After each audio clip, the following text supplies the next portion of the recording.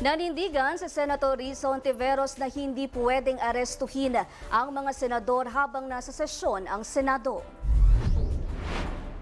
Ayon kay Hontiveros, sang-ayon siya sa naunang pahayag ni Senate President Vicente Tito Soto III kung saan sinabi niyang malinaw na nakasaad ito sa konstitusyon.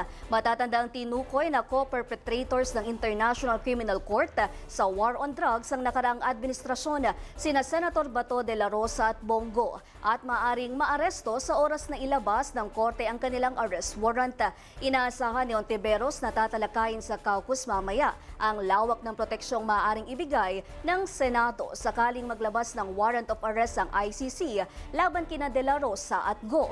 Sa kabila nito, sa panayam ng DATV News kay Representative Romero Miro Kimbo, nilinaw niyang hindi maaring arestuhin sa sesyon kung hindi lalagpas sa 6 na taon ang pataw sa kaso.